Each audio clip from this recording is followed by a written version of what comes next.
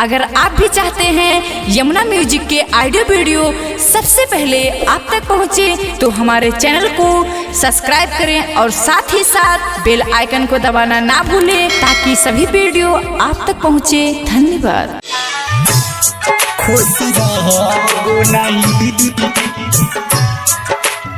माँ Vaishno recording studio Delhi.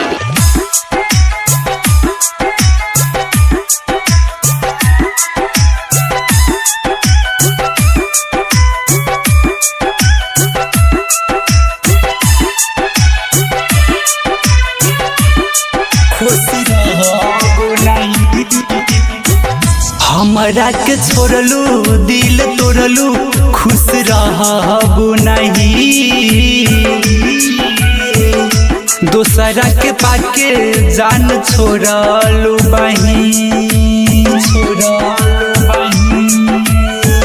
हमरा के छोड़लू दिल तोड़लू खुश रहबू नहीं, दोसरा के पाके जान छोड़लू बही।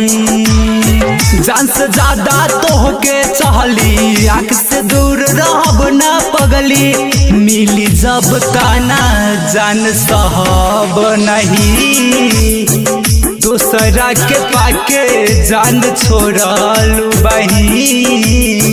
हमरा के छोड़लू दिल तोड़लू खुश रहबू नहीं,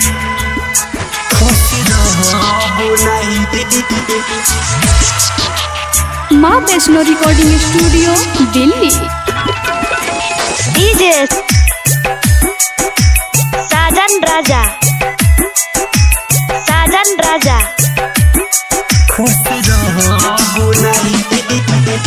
याद आवेला जब बतिया, फाटेला जान मोर छतिया, दिल से भुलात नहीं मिललू जवन रतिया।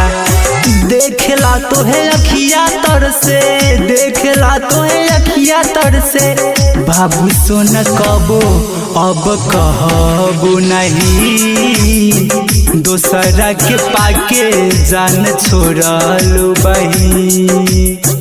हमरा के छोड़लू दिल तोड़लू खुश रहबू नहीं। डीजे साजन राजा, साजन राजा, साजन राजा।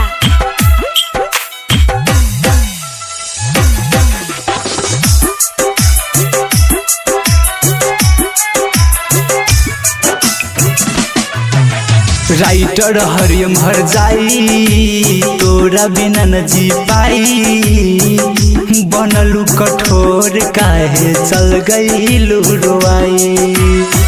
आकस अब प्यार न करी है, बिकस अब प्यार न करी है, अपना के जैसे राह जो हबू नहीं, दोसरा के पाके जान छोड़लू बही।